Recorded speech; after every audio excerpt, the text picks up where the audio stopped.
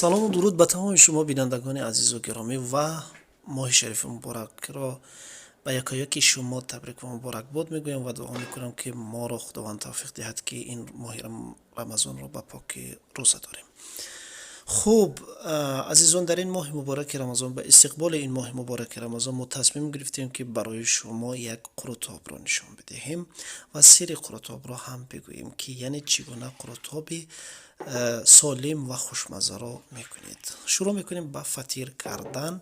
اول همچنان که در زیر نویستم که 400 میلی گرم آب و 100 میلی گرم روغن و 2 قاشق خوراکخوری نمک و اینها را همش رو به هم میزنیم. خوب آمیخته میکنیم تا که هضم شود و 2 دانه دیگر تخم، یعنی الان 2 دانه دیگر تخم میزنیم و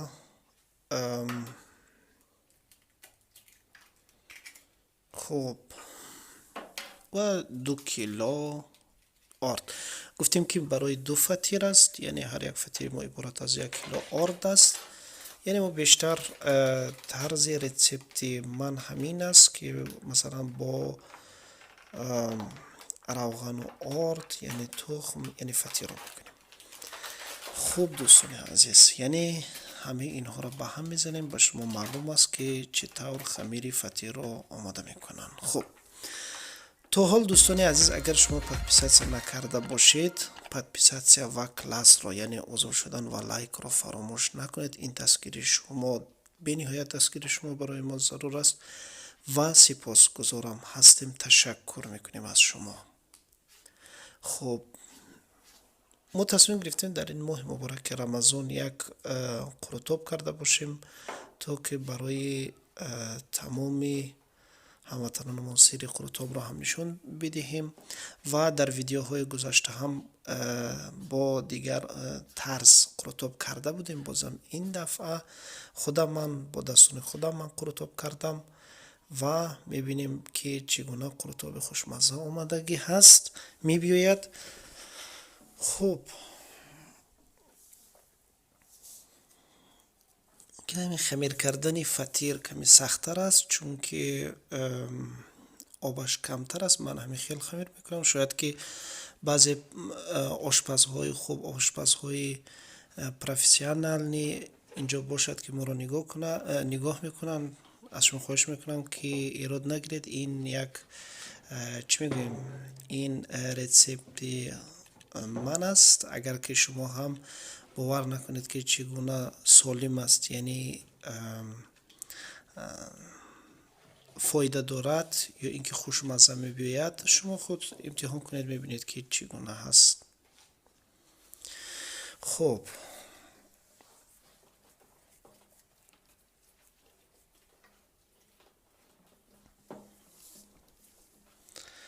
رسم خوبی تاجیکان را گم مکن. یعنی ما در اروپا هم باشیم، البته با خود طبق داریم، طبق چوبی، طبق 4 مغزی و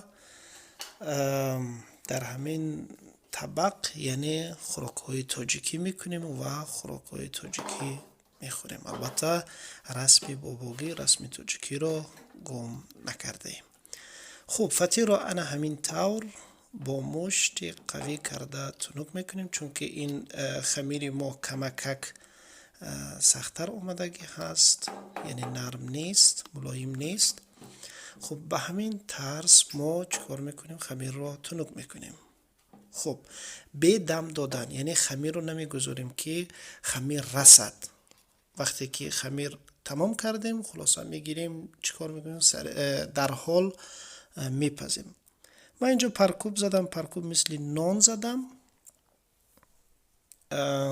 شما میتونید که مثل فطیر یعنی همه جای نان رو، بالای نان رو پرکوب زنید. اینجا من چکه هم بالاش مالیدم، یعنی چکه ضرورت نداشت، من مالیدم، یعنی تجربه کردم که خوب میباید که متاسفانه کمی بالایش به مانند سوخت. خب، این فطیر دوم رو هم همچنین آماده میکنیم.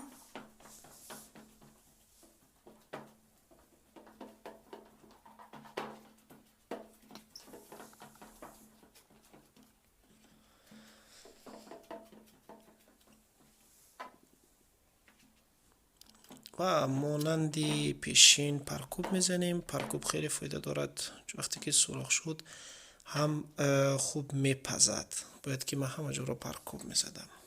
خوب، ولی شما ضرورت ندارد که چکه یا یک چیز دیگر در بالایش مولید. همین خیلی معمولی میتونید که وقتی تنوک کردید پرکوب زدید تمام بدون هیچ چیز میتونید که در دخفه بگذارید. یعنی 250 در از 30 تا 1 ساعت میگذاریم. خب یک فطیر ما آماده شد به همین شکل. میبینیم که چقدر یعنی خوشمزه به نظر میرسد، یعنی اپتیت به نظر میرسد. بازم نمکش هم خیلی خوب آمدگی هست، نه شور نه شیرین، یعنی استاندارد نه. خب ما یک کارو کردیم و میگذاریم به قسم دیگری کار. خب اینجا فطیر رو من نشون میتیم که مثلا چگونه فطیر خام نیامده است، همه جاش یعنی خوب کاملا خوب پخته است. کمی روغن میریزیم، روغن معمولی، و در این ظرف، در این محیطابه، در این سکواراتکا چکار میکنیم؟ پیاز رو تف میدهیم.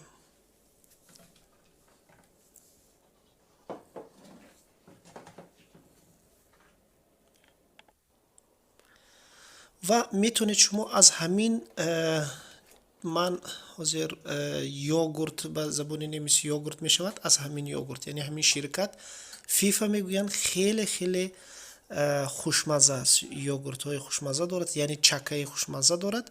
از همین استفاده کنید، خیلی قروتاب خوشمزه میبید. کمی پامیدور، کمی پیاز و کمی گشنیج. خب این رسیپتی من است در یک ظرف، در یک کاسول که گرفته من همین خیلی آماده میکنم. خب یک قاشق نمک، یک قاشق چایخوری نمک و 250 میلی گرم آبی گرم. انا همین ظرفم رو، یعنی انا همین کاسولکا رو در بالای پیلته میگذاریم و خیلی خیلی درجه کم میمونیم تا که انا همین آبی ما خنک نشود، آبی دوغ ما، یعنی همین آبی چی میگم قروتی ما خنک نشود. و این رو کمی پامیدور یا کمی پیازی که در داخلش بود اینها رو میغوجیم، یعنی کمکک شربتش باید براید و چی آمیخته شود. همه اینها نمکی که کردیم همه اینها باید هضم شود. خوب، نگفته نماند که اگر شما از شرکت های دیگر، از فیفانی، از شرکت های دیگر شما یوگورت خریدید، یعنی چکه گرفتید، کمی به شما توصیه میتیم که یک قاشق چای خوری شکر ریزید، بازم بهتر میشه، چون که چکه های دیگر شرکت کمی ترش مزه هست. من میخوام که یک ببینم که یعنی چقدر نمکش خوب آمدگی هست یا نه. یعنی نمکش خوب است، شور نیست، همه به درجه عالی.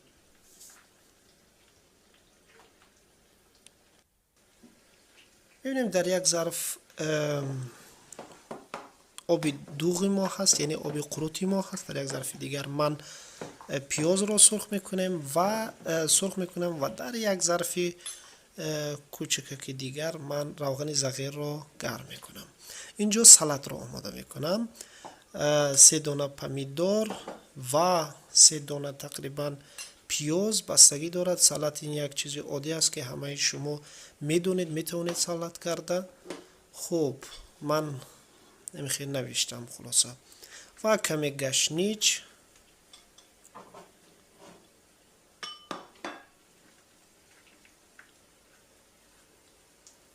و نیم قاشق خوراکخوری نمک. خب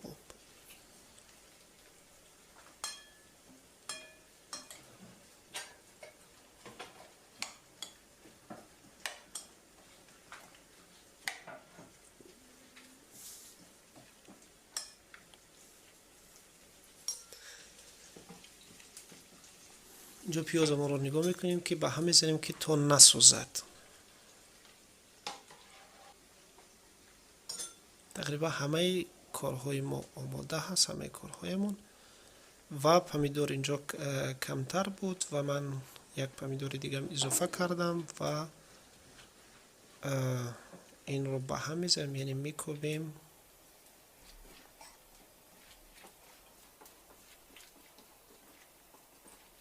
خوب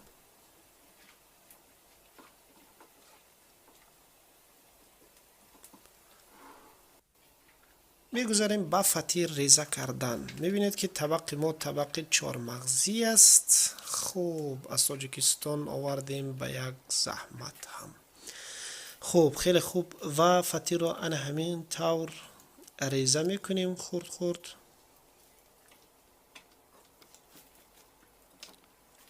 این خوراک به اندازه تقریبا 6 نفر هست.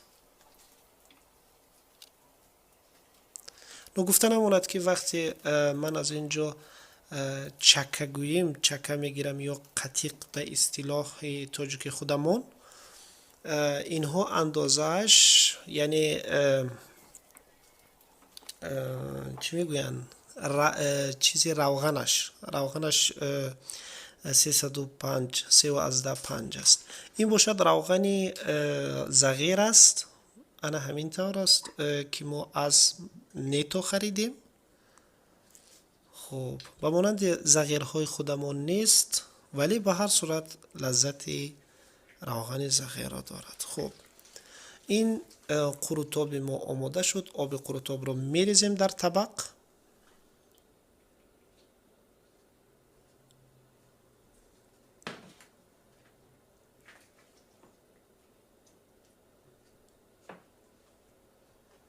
کمی آبش زیاد است، این هیچ گپ ندارد، این خود فطیرها آب رو به خود میکشند.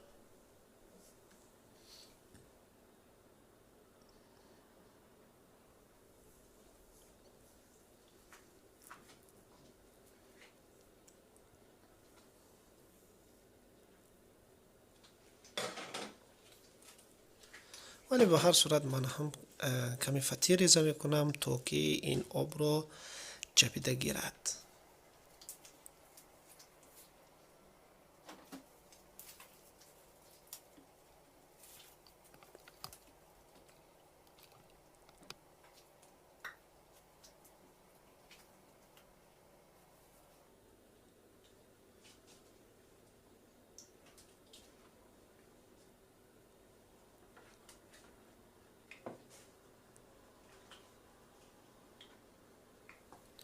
همون پیازی که سرخ کردیم چیکار میکنیم؟ اون رو در بالایش پهن میکنیم.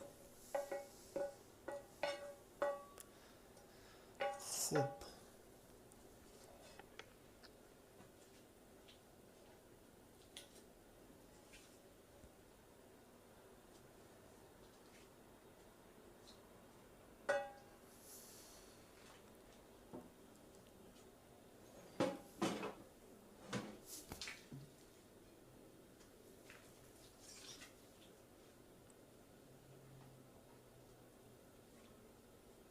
من یادم رفت کمی سالاد گذاشته، ولی باید سالاد نه.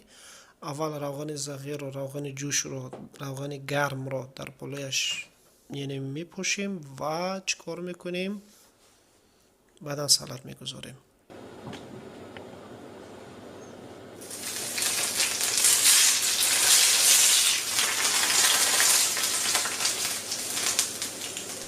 خب قریب که قروتاب ما آماده هست و سالاد رو میگذاریم.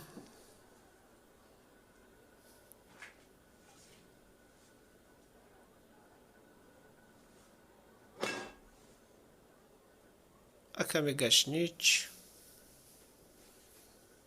خوب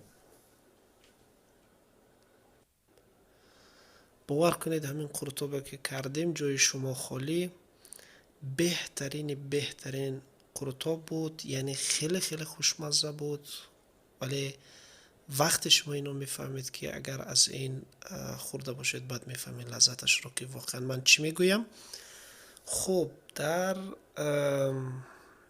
میبینیم که چگونه اپتیت به نظر میرسد. خب این منم باز میخوام که یک امتحان کنم ببینم که لذتش چگونه هست. خب دیدم بهترین رطوبت بهترین لذت دارد. عزیزان دل و دیده، در آخر به پیامبر صلوات میفرستیم و تا ویدیوهای دیگر خدا نگهدار شما و رمضان دوباره مبارک شود.